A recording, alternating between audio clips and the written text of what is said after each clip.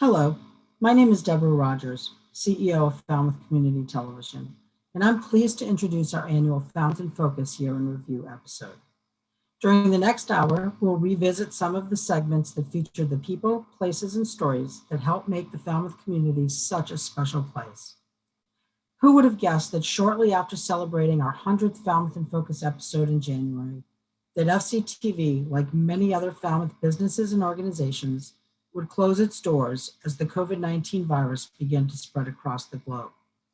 Although our staff began working remotely in March, FCTV remained on the air as the most comprehensive source for local information, bringing our community together through our distribution platforms.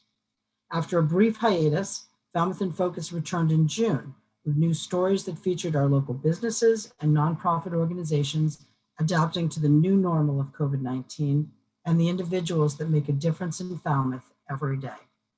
So sit back and enjoy our Year in Review special hosted by Michael Kasparian.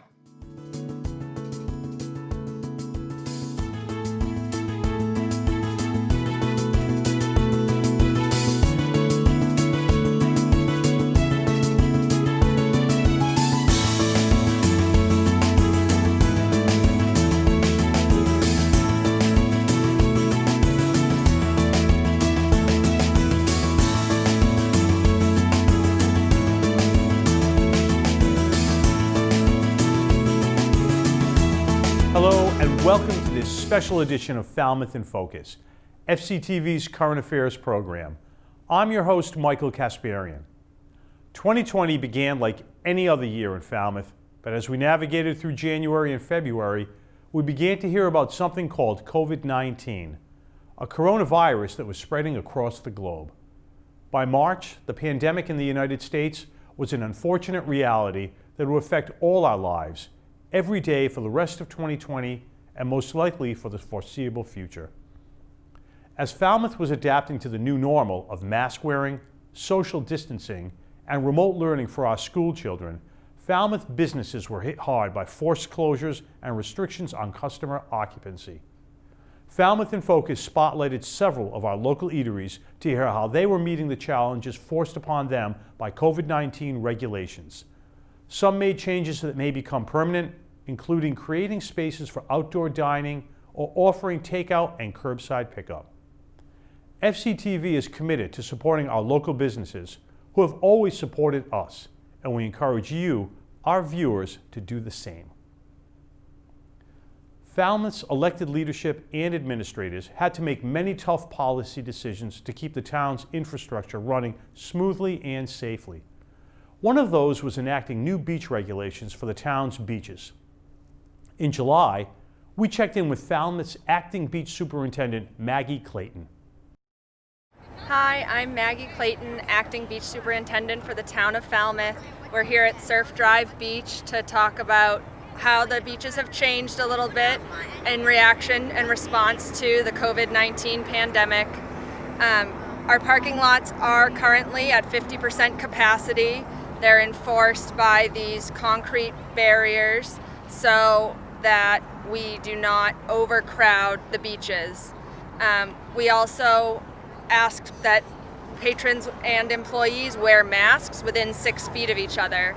Each employee was issued 2 masks similar to this one with ties, and they can wear their own for their 5-day-a-week shifts.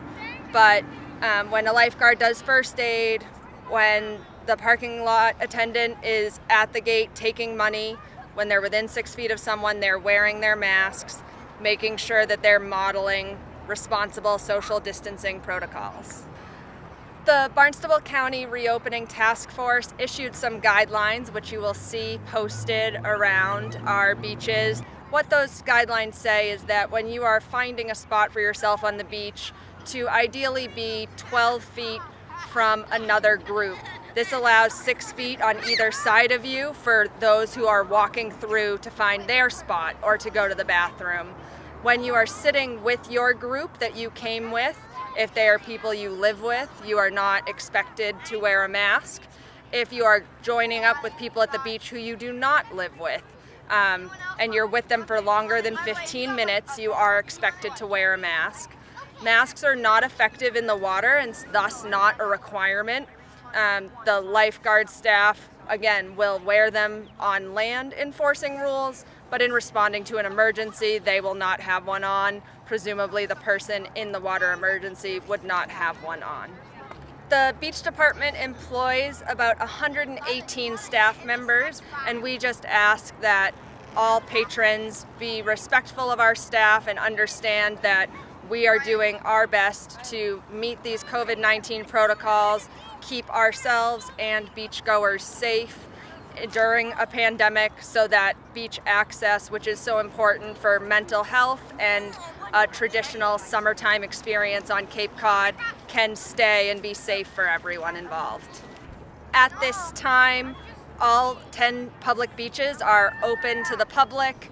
All facilities are regular operation with the exception of changing rooms and shower towers, which will be allowed based on the Massachusetts phased reopening in the future. So we hope to see you soon down at the beaches. The beach staff worked hard all summer as the dry, hot weather attracted large numbers of Falmouth residents and visitors to our shores. In August, however, it became clear that the excellent beach weather, combined with Falmouth residents staying home more than usual, had resulted in higher than normal water usage in the town. As a result, the town instituted water restrictions to help reduce the shortage. Water Superintendent Steve Rafferty gave our viewers the details. Hi, I'm Steve Rafferty, the town of Falmouth's water superintendent. 2 weeks ago, for the first time since the 50s, we implemented a ban on outside watering by irrigation systems. That ban remains in effect and will remain in effect through the early part of the fall.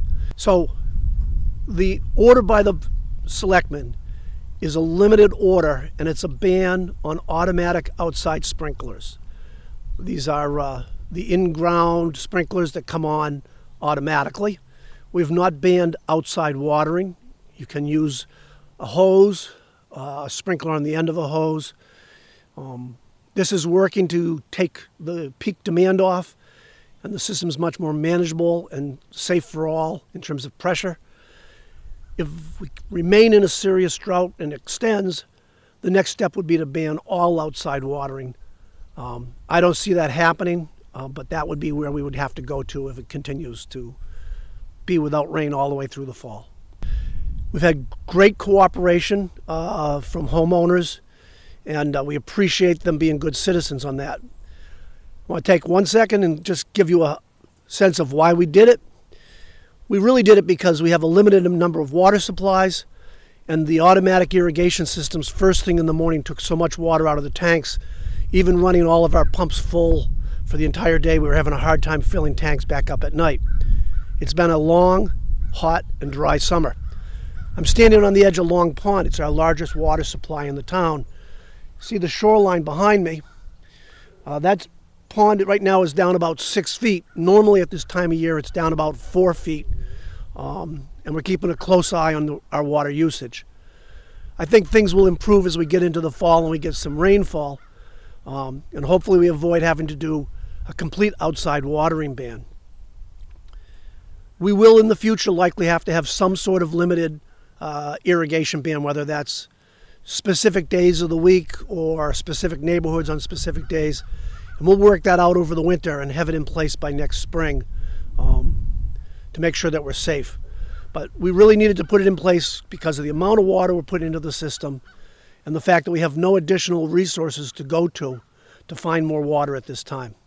Thank you for your cooperation. I thank you for being great citizens, and I hope to get this pond filled back up by next spring. Have a good night. The town encourages water conservation by residents throughout the year. The spread of COVID-19 made Falmouth health agent Scott McGann a fixture on FCTV through his weekly Friday briefings that were available on FCTV Government Channel 15, our Facebook page, and fctv.org. Those briefings will continue in 2021. We remind you to stay healthy by following the guidelines for social distancing, mask wearing, and following good sanitary habits. So check out those weekly updates. We're going to take a quick break to tell you more about FCTV, but when we return, we'll be looking at more of our favorite stories from 2020, including a visit to the Happy Hope Factory. Stay with us.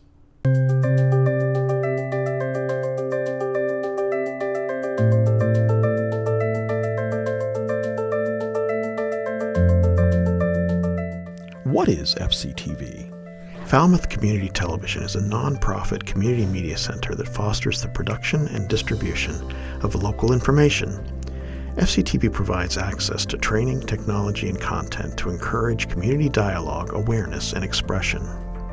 FCTV provides the community with the opportunity for political, cultural, artistic, spiritual, and individual expression on television. Each year, FCTV members and staff produce hundreds of programs that document Falmouth, political dialogue on local and global issues, live election coverage, our government in action, discoveries from our scientific community, sporting events, concerts, lectures, conversations with Cape Cod newsmakers, holiday celebrations, and more. FCTV operates 3 local cable channels in the town of Falmouth: Public,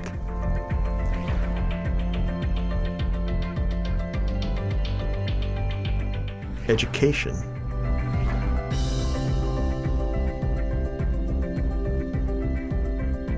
Government.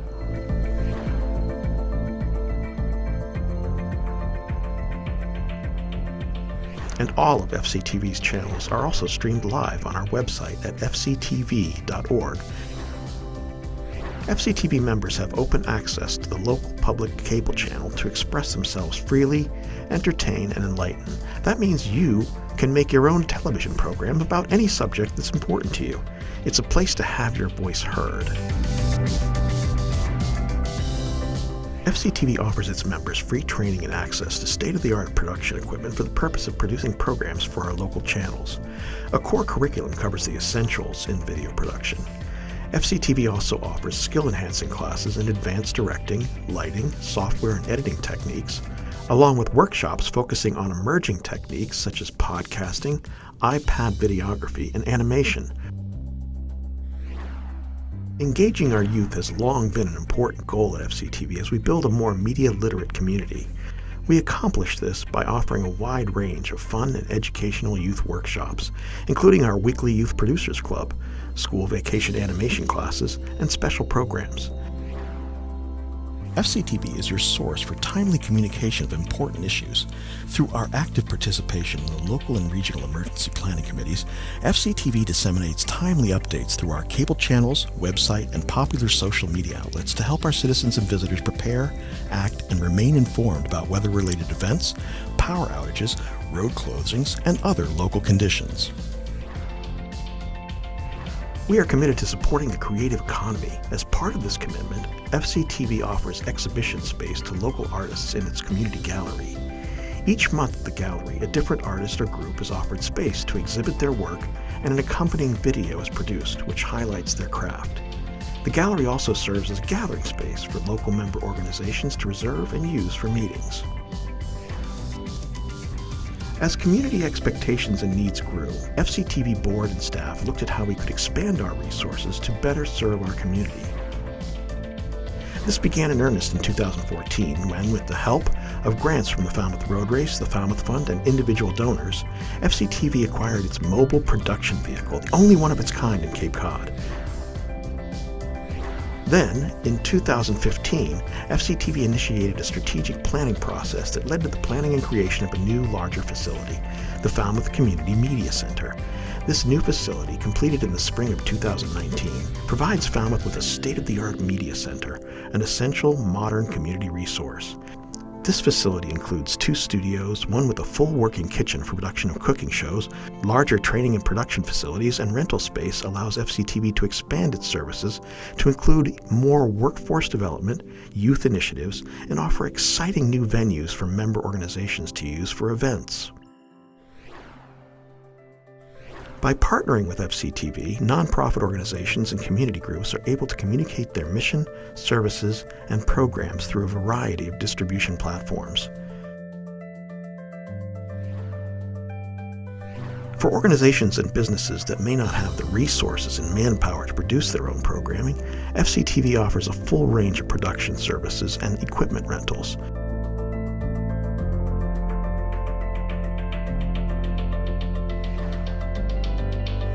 Let FCTV help you tell your story.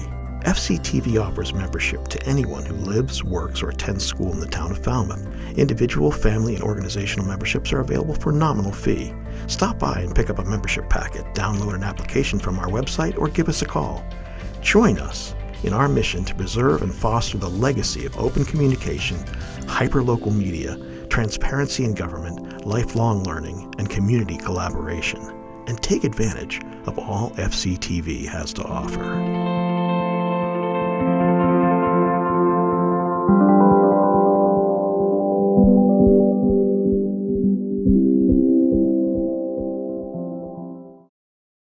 Welcome back. The Happy Hope Factory is a special place where volunteers called Hope Heroes come to assemble Happy Hope activity bags and create personalized greeting cards for children hospitalized with chronic or life-threatening illnesses and disabilities.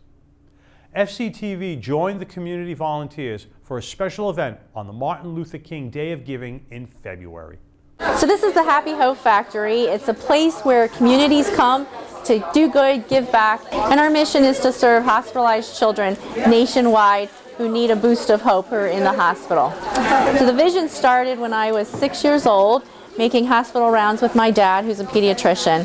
And as I trailed behind him, I noticed that there were lots of children who weren't going home, children who would spend months and weeks in the hospital, who didn't have that extra boost of hope. And I knew it didn't take a lot, just a simple pack of crayons or Play-Doh to truly change their perspective and bring them hope. It wasn't until we had our third son, Connor, who is profoundly disabled, that I realized we had to do something. So the Happy Hope Factory has been a 501c3 charity since 2011.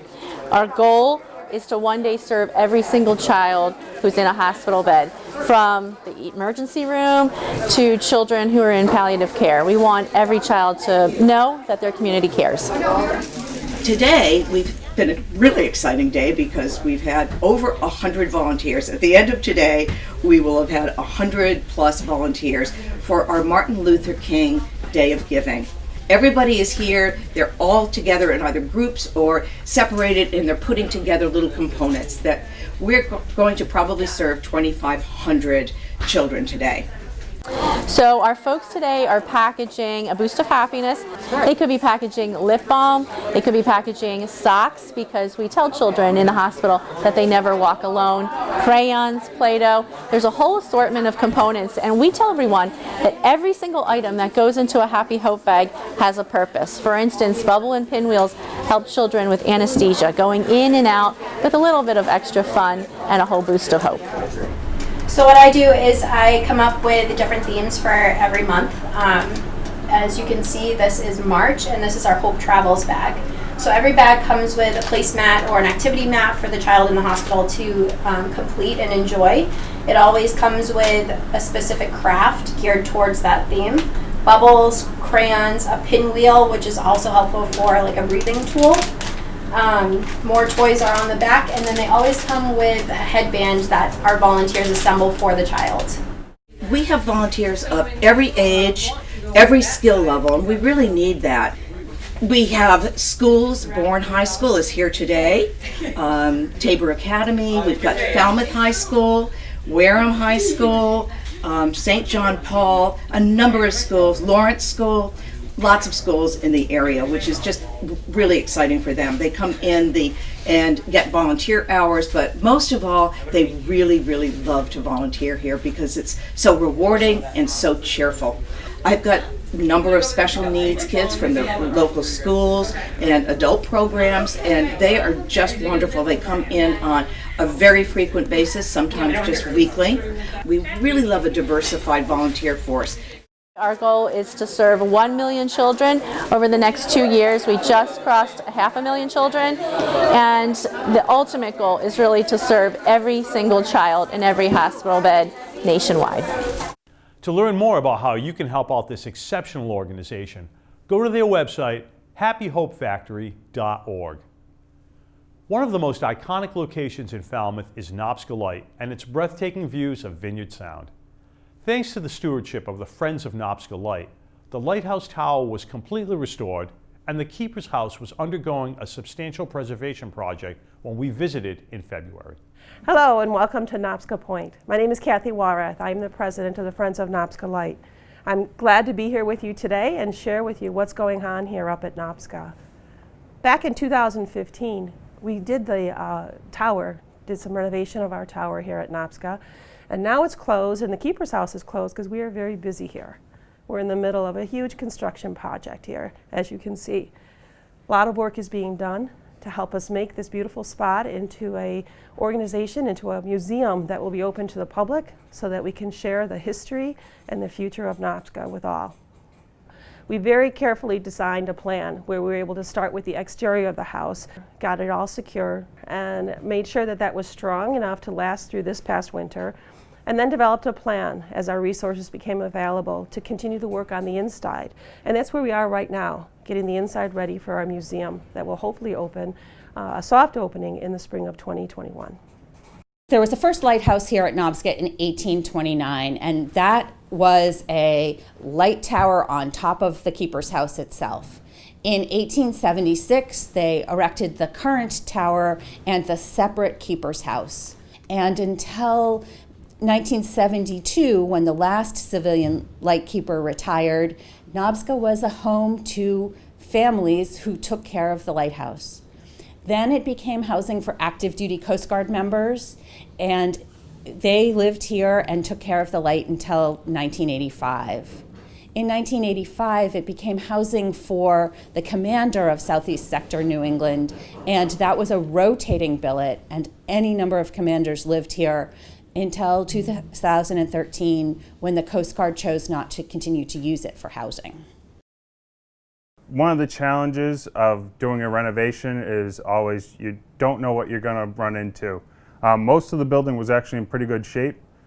There was some weird framing that we ran into just because the Coast Guard did their own repairs. If you look up at the joist, we had to fur that down on a lot of the stuff just to give us a nice level plane for the future reception area. So as you can see, we've replaced all of the old electrical.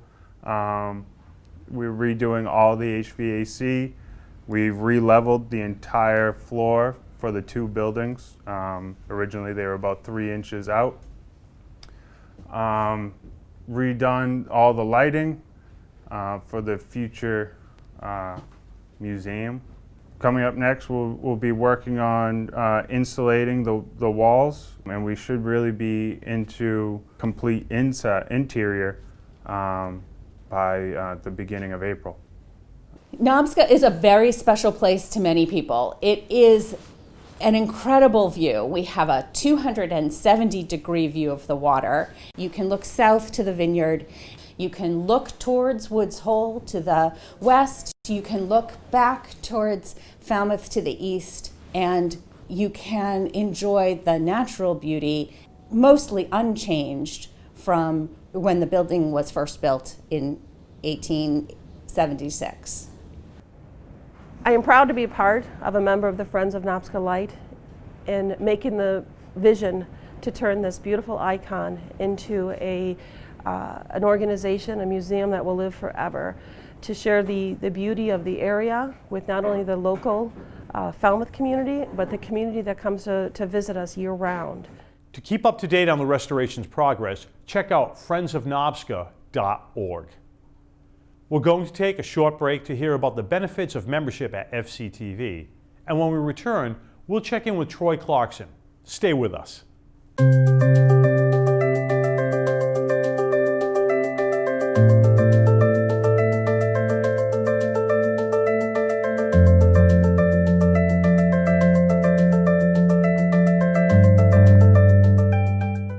Hi, I'm Jay Zavala. And I'm Susan Zavala. Yeah, we're a package deal. We come together. We're members of Falmouth Community Television. And we've been here for 17 years. 17 years. Which we found out today, and it just surprised me that it had been so long. The cool thing about FCTV is They have all this wonderful equipment, so if you're a closet geek like me, it really does appeal to you. And they teach you how to use all of it. And for a very nominal membership fee, you have access to all of it, and they teach you how to use it, and you can make television. I think being a member here is something really special. I think that it allows you to get to know the community. It allows you to get to participate in the community and help provide a service that I think is really unique and really, really important. I mean, the people have been amazing, very accessible, very willing to guide me in the directions I want to go. The staff has been great about walking me through the process. I've begun doing some camera work and even was very surprised to be asked to do some video taping myself, you know, kind of without any others around and being the only member of the crew taping things and then coming back and editing. The expression, having the embarrassment of riches, is what happens to me. There's so much that I'm offered here.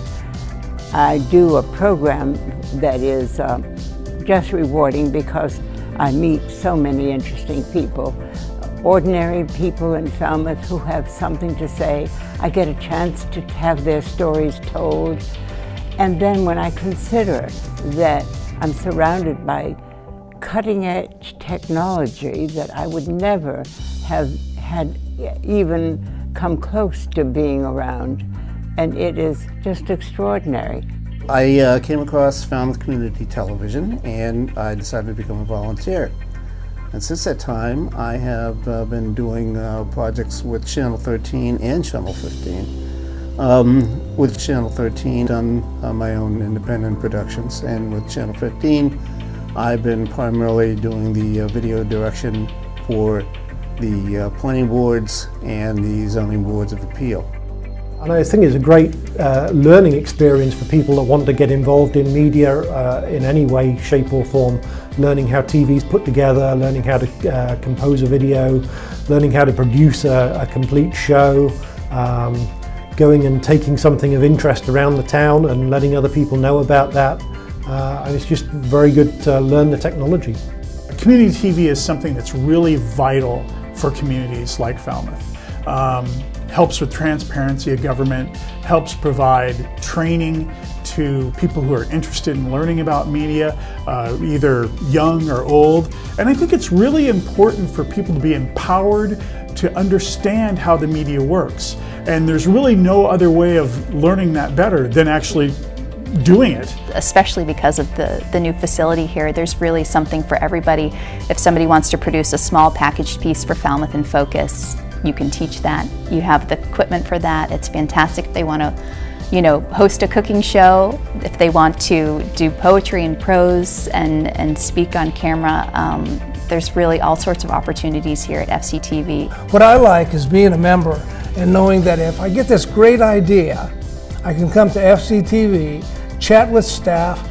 You're not on your own. That's another right. thing about creating TV here. You're not on your own. There's so much support for you. If you don't remember how to do something or you don't fully understand how to do something, someone will be able to explain it to you and help you. Everything that I've hoped for is right here. I feel like I walked into the right place at the right time for some reason. Plus, for those who have not become members yet, there's a great adventure waiting for you. And it's a great group of people to be associated with. Yep. It's making that connection with your community through Falmouth Community Television makes you a part of what's going on in this lovely town, right? Exactly. They're really state of the art, and it's just a fantastic thing to have in our community. I think Falmouth is pretty lucky with that. This place is a really special place, and this community is lucky to have this place and the people who work here as a resource. It's vital to support these kinds of things, or they'll go away. Get out and donate and support this kind of organization and keep it alive.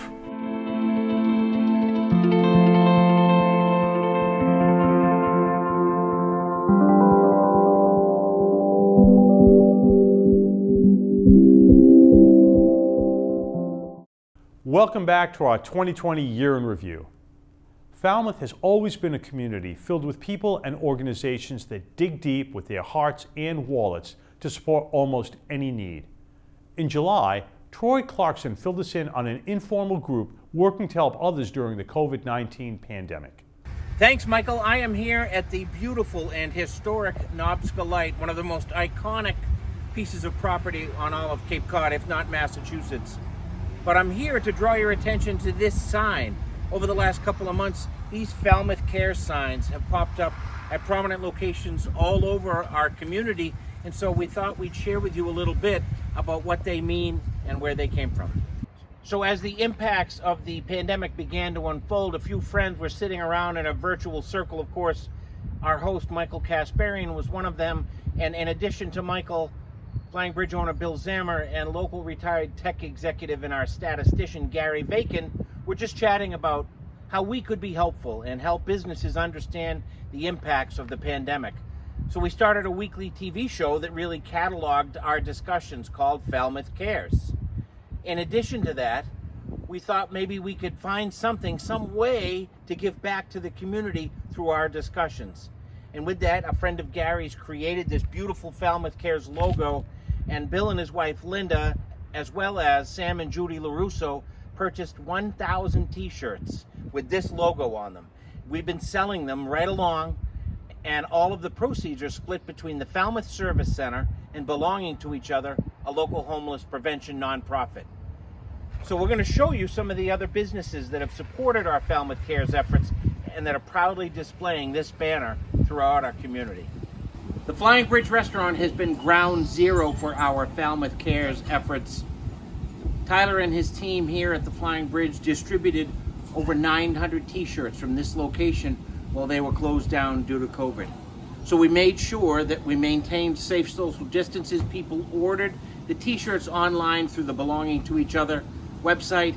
The orders would come here and be shipped from here. So it's really been a community effort where many segments and people from the community came together to make this wonderful effort work. The response from the business community has been phenomenal. Throughout the town, these signs have sprouted up everywhere. And the t-shirts, more than 900 of them throughout our community, are worn by folks as a show of solidarity. So here at the Chapman Colin and Gleason Funeral Home, the Chapman family proudly displays a Falmouth Cares banner. Right next door at Sotheby's, they have one, and just a couple of doors down at Sean and Layla Daly's Eat Your Heart Out Cafe, there's a banner displayed as well. So the Falmouth community, not only does it care, but it's really come together. So our team member Gary Vacan had 20 of these banners printed up, and no sooner were they printed than that they had sprouted up all over town, including here at the former Falmouth Hotel right on Main Street. At the end of selling the t-shirts, we were very fortunate to grab our generous donors, Bill and Linda Zammer and Sam and Judy LaRusso, and present checks for $5,500 each to the Falmouth Service Center and Belonging to Each Other. We're grateful to have coverage of that, so let's cut away to that.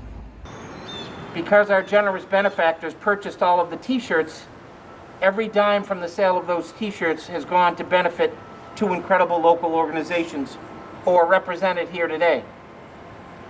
The Falmouth Service Center and Belonging to Each Other will each be the recipient of checks for $5,500 based on your efforts to support Falmouth Cares. So it's my honor to turn this over to my good friend and fellow Falmouth Cares Roundtable member, Falmouth Chamber President Michael Kasparian, to present the checks.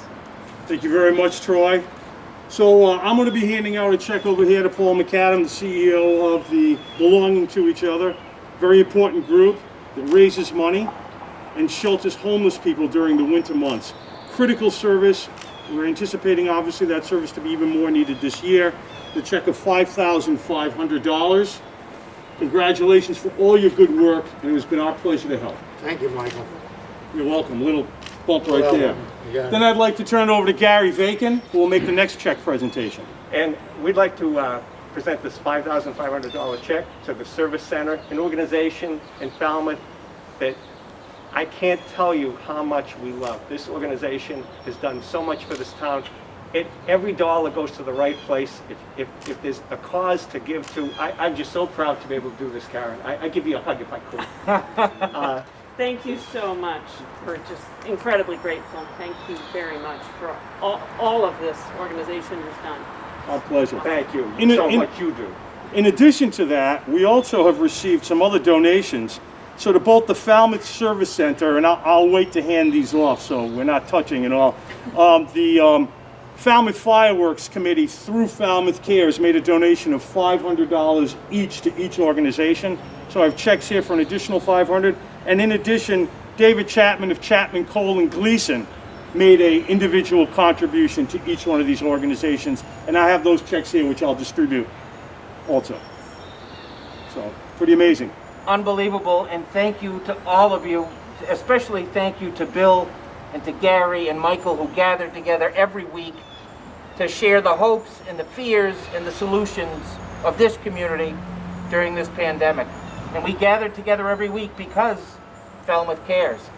And so it's our pleasure to bring this celebration of the mosaic of our community to you here today. Our local faith community came together as well. I'm here finishing up at the Wacoit Congregational Church, where the Reverend Nell Fields proudly displays one of our Falmouth Cares banners, but more importantly also helped us publicize our charitable efforts and was one of many people who came together to wear those shirts in solidarity to show that despite the challenges of this uncertain time, we are indeed one Falmouth and we're all in this together. I'm Falmouth Enterprise columnist Troy Clarkson, and that's my take. Back to you, my Falmouth Cares friend, Michael Kasparian. 6 months after that story first aired, Falmouth Cares signs are still posted on businesses throughout the town as a testament to the support present in our community. Masks for Falmouth is a group of women in the Falmouth area who banded together to make non-medical cotton face masks for those who need them. The masks are provided free of charge to Falmouth residents and employees, and we heard about their efforts back in July. Okay, we found out that the virus was going to shut things down in early March, and on social media, I saw that there were a lot of people who were making masks, and they were talking about masks and what were we going to do.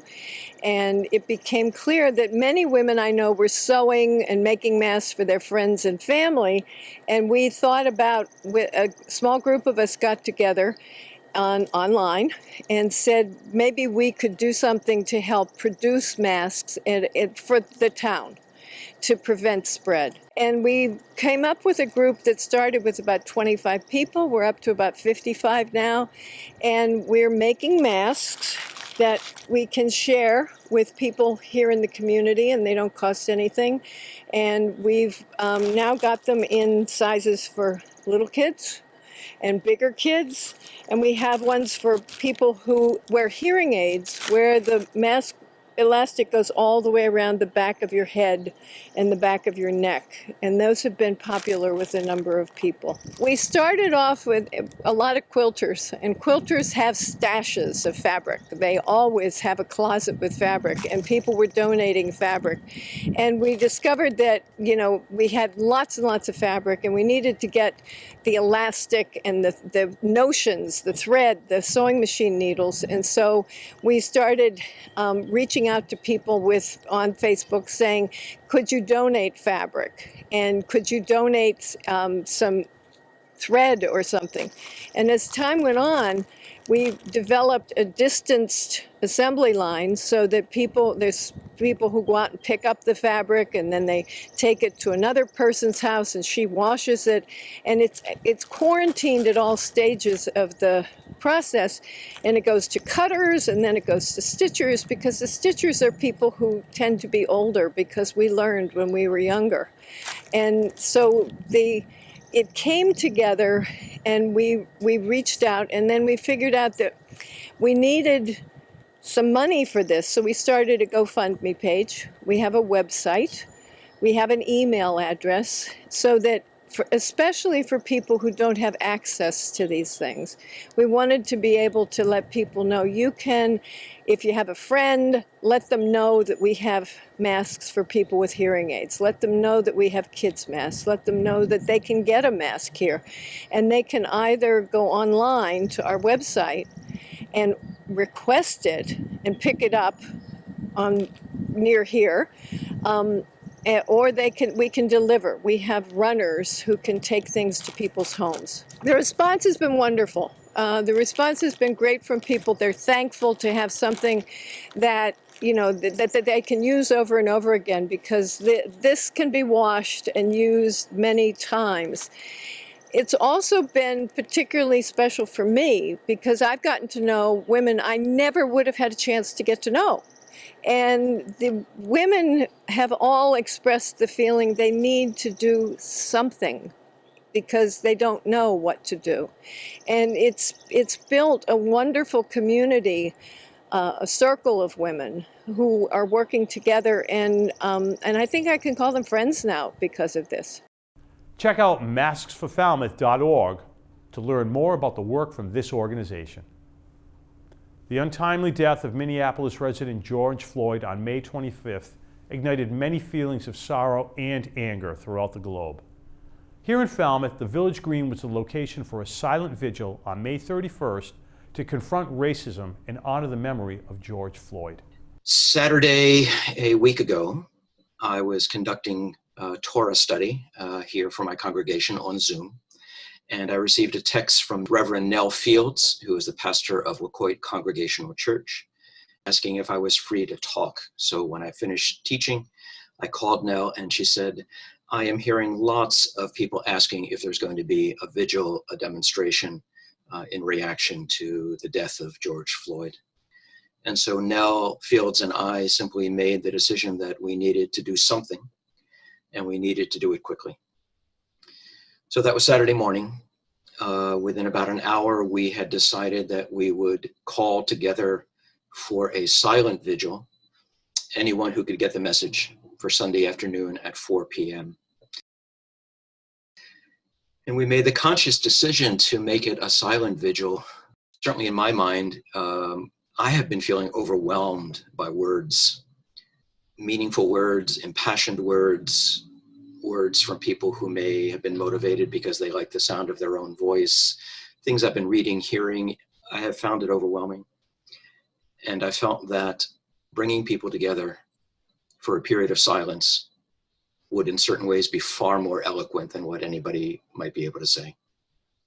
Reverend Fields took it upon herself to reach out to Chief Dunn of the Falmouth Police Department and inform him that we were intending to do this. And he was very gracious and accommodating. He himself was there that afternoon. But we called it for 4 p.m. on that Sunday at the Village Green. So the core of it was that 15 minutes of silence. People were pretty much facing in one direction, although we were gathered all around the green. And there's something very powerful about virtually everyone being masked. And so you're obviously denied the opportunity to see people's facial expressions to a large extent. And so I think that sort of amplified the sense of and the power of standing in silence. Looking at the crowd that assembled, I felt that it was fairly reflective of what I understand the Cape demographic to be. Largely white, although there were some people of color. But I was encouraged by what really runs against the demographic. There were quite a few young people there. Many people, myself included, are looking for guidance, direction. How do we channel the concern? How do we channel the anguish, the pain, in ways that we hope will actually accomplish something? And I think those remain unanswered questions for many of us. The response to that call, I found tremendously reassuring, and I think speaks well of, and it really was the Upper Cape community. I can't say that this was strictly a Falmouth event. I think it reflected a need, and it was an encouraging expression of concern. Discussions surrounding race and systemic racist practices became a major focus for the year and led to the creation of programs such as The Conversation, as well as helped to lead to a massive voter turnout for this year's elections. Back in October, the League of Women Voters of Falmouth teamed up with a local artist, Jackie Reeves, for a unique community mural project to get out the vote ahead of the November 3rd election. So as you know, it's the 100th anniversary of women's right to vote. And so this year, the League of Women Voters wanted to really focus all of our energy on getting out the vote. And one of the Voter Service Committee members knew of this artist, Jackie Reeves, who does community murals. What she does is she sketches out the plan and she picks the colors, and then she brings community members in and they paint together. And that just seemed like the perfect symbol for this year of something that is by the people, for the people, and of the people. And so this beautiful, beautiful mural was created by Falmouth residents. There were Falmouth people who donated time, and most notably Mid-Cape Lumber donated all the materials and time to put it all together. And so here we have this gorgeous mural. The panels are wonderful. So we have one panel that just is encouraging people to be a voter. And that is, we are appealing to people's sense of identity rather than trying to tell them something that they must do. And so that's just a picture of people of all different colors saying be a voter. Another one of the panels shows the different ways to vote, that you can vote in person day of, you can vote in person early, you can do a mail-in vote, and you can drop your ballot off in the ballot box in front of Town Hall. And then the final panel is probably my favorite. It shows women voters throughout the centuries. I'm 17, I can't vote, but I want to encourage everyone who can vote to get out and do their part and participate in the election. Hi, I'm Kate Charette. I'm from Falmouth High School, and I decided to come in to let the town of Falmouth know you gotta vote if you can. The response was amazing. People came all day long. We had about 70 people come. In fact, there were a few people who came who we couldn't even get in there, but we tried to get everybody in. There were people of all different ages and all different abilities. It was really just such a happy day, and one person told me it was the best she had felt since the pandemic started, that it was finally something communal outside, something positive, because of course the League of Women Voters is nonpartisan, and with everything that's been going on this year, it felt lovely to just everybody being able to come together. The mural to me is a sign that we actually all have similar values. Even though right now it feels like a lot of us are fighting with each other and it's become so acrimonious, but this mural shows that all of us really are proud of being Americans, are proud of being voters, and really just want what's best. And so it was an opportunity to enjoy the community and enjoy each other amidst all this chaos. To get involved with the League of Women Voters of Falmouth, sign up by visiting www.lwvf.org.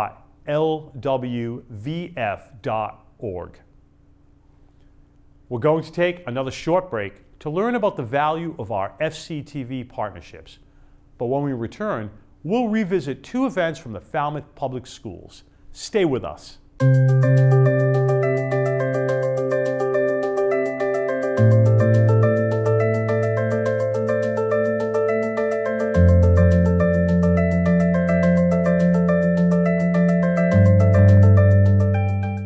I really started working with FCTV back in high school, back in the days when I used to attend town meeting to learn about town meeting, and when I couldn't, I could watch it on Channel 13, now Channel 15. And now as town moderator, I'm honored to have them cover town meeting, gavel to continue that tradition, to bring transparency to government and make sure that members of our community know what's going on. FCTV is really the gold standard for coverage of Town of Falmouth governmental events, all the remarkable things that are happening in the Falmouth community that makes us such a special place. We did have a wonderful feature on the Two Ponds Boardwalk that Falmouth In Focus did when that was under construction, and we were able to showcase some work of the Eagle Scouts and really connect with Falmouth, the people of Falmouth, and really plug into what's happening in Falmouth. We have found it to be invaluable, and we've benefited not just from being promoted by FCTV, but I think that we've also found some partnerships and collaborations through FCTV that maybe we would not have found had we not worked with them. They do a great job of promoting our mission, which is to give back to the community, our scholarships, our grant programs, and we also love the fact that FCTV films the race, and I know so many residents love to go back and review their performances and their finishing celebrations. So it's a great partnership. They are a platform for a terrific outreach for the community to highlight the myriad of programs and people and special events in Falmouth that make Falmouth such a special place to be. Well, I have to say that any time that our faith community or the organizations I'm involved with has an event, they call me. There is so much going on, I can't be everywhere at once. I know I can turn on Falmouth in Focus and I know what's happening around town.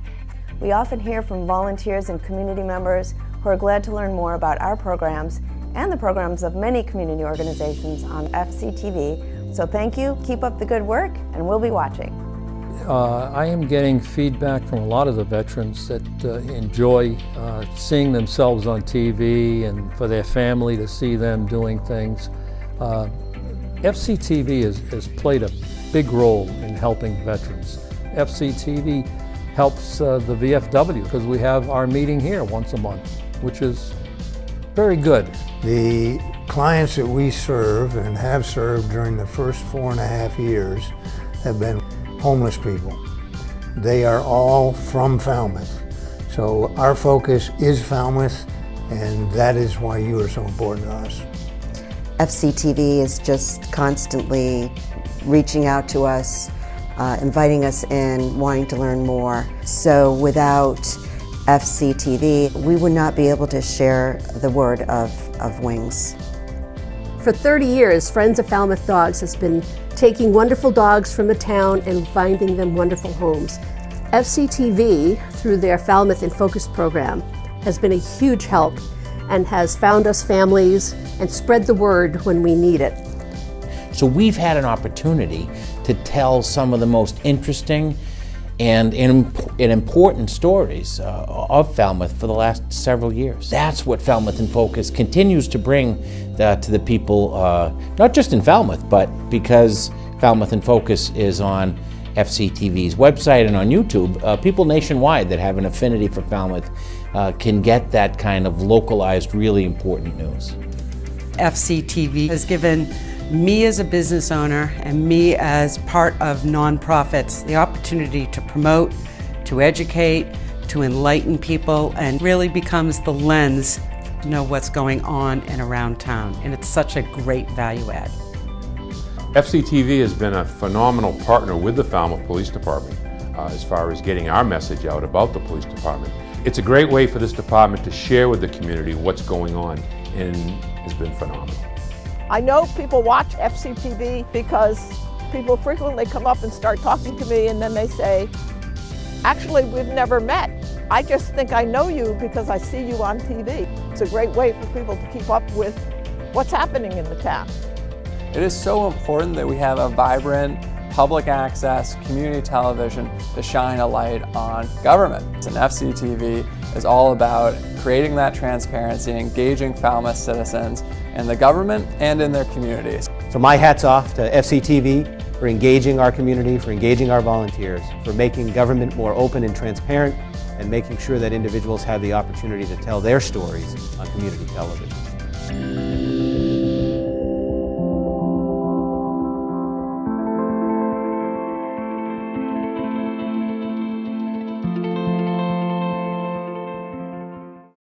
Welcome back to our Year in Review special. The Falmouth Science and Engineering Fair is one of the oldest continuously running science fairs in the country. Featuring students from grades K to 12, local scientists, and the Falmouth community, the February fair brought together the Falmouth community in a wonderful endeavor to learn from one another.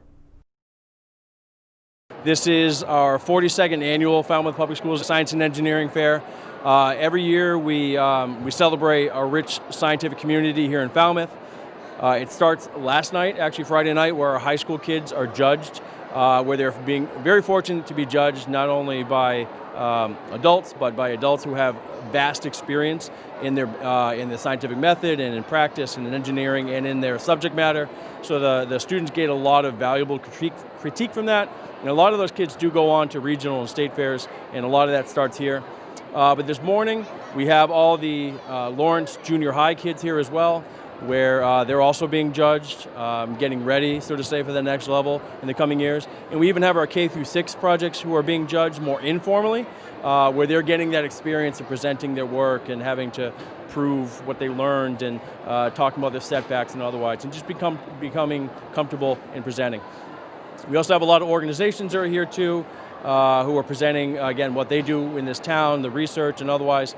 Again, just celebrating the rich history of science and exploration we have here in Falmouth. A lot of students have great projects. I like how they're relevant and real world problems that they're interested in. I'd like to thank all the science teachers, the science community, volunteers, and our high school students that have helped out. We have high school students that have set up projects that our younger students can come by and learn from. So we have our students leading our students. Great opportunity for everyone. I wanted to come and present because I thought my project was really cool and I wanted to show it to other people. I thought it was really cool.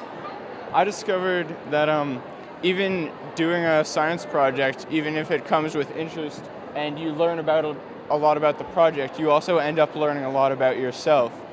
I realized that I couldn't overwhelm myself with all of this information at once, so I decided to take it in chunks and work on each individual step at different times. The spread of COVID-19 caused the postponement and eventually the cancellation of the Falmouth High School in-person graduation ceremony for the class of 2020 this summer. Fortunately, we were still able to celebrate the graduates' accomplishments through a virtual event held in July. So, seniors, class of 2020, welcome to the day you thought would never happen. It's been more than 4 months since you walked away from Falmouth High School in March, 133 days to be exact, and since then, every day has been filled with uncertainty and worry. Every day, the fear of what will be next on the horizon as we watch our world, spinning like a wild tornado. But not today. Today is your day, the day you have all waited for the past 12 years. We've endured tough political elections without the ability to vote, and now the ability to vote. Climate change and the differing opinions on it, weather storms, hurricanes, a global pandemic known as COVID-19, which I'm sure we all thought was just going to be a free 2-week no school moment that turned into months. And then the senseless killings and violence against Black people like George Floyd, Breonna Taylor, Ahmaud Arbery, and Tamir Rice being forced into our sight in a way that made it impossible for us to look away. I know it may not seem like we really completed senior year, but I can assure you our diplomas are proof that we are graduates. I guess it is true what they say, high school goes by in a flash. And just like a lot of you, I too certainly didn't feel like those stressful classes and long nights on weekends were short at first. Now I would do anything to just go back and get a glimpse at what they were like. Close your eyes. Think about your friends. Think about all of us. Reminisce about everything we have experienced together. The shoulders we have cried on in our moments of need. The laughter we have shared in our moments of bliss. The smiles we have shared in our moments of triumph. Please, don't worry so much. Tonight, cast your eyes on the beautiful night sky and look at the stars. Look at Alpha Centauri. Look and see a light that shined 4 years ago, before our first day of high school. As we sit here today in our unorthodox form of a graduation ceremony, it is important to acknowledge the support this class has gotten over our high school career. It is pretty redundant to say our school year did not end up the way anyone had anticipated. At times, it may seem easiest to combat our complicated feelings on our situation with jokes and memes about the coronavirus, but it is undeniable that we were let down. However, the amount of support from the FHS staff in the town of Falmouth was amazing. The adults in our community sympathized with our feelings of disappointment and tried their best to make the distasteful end of our high school experience better in any way they could. You did not give up. You did not give in. You rose to the challenge. And you will thrive in life, not in spite of these uncertain times, but because of them. Go forth, stay brave, and be the proud Clipper you are. We are so very proud of you. On behalf of the school committee and all of us that make up the Falmouth Public Schools, I would like to congratulate each of you and wish you the very best always. Not only has COVID-19 impacted large school events such as graduation, but reconfiguring smaller gatherings of classroom students has resulted in new classroom layouts and innovative approaches to learning. In October, we learned how the Outdoor Learning Committee partnered with the Rotary Club of Falmouth to create outdoor learning spaces at all of Falmouth's schools. Back to school prep is looking a little different this year in Falmouth. Due to the pandemic, the school year is starting remote with in-person and hybrid options to begin in a few weeks. That prompted local parents to create a working group to help support staff and students and to encourage being outside. It's called the Falmouth Outdoor Learning Committee, and it's led by local parent Amy Leonardi. The committee consists of parents, volunteers, retirees, teachers and staff, and even kids across the community who really want to get involved.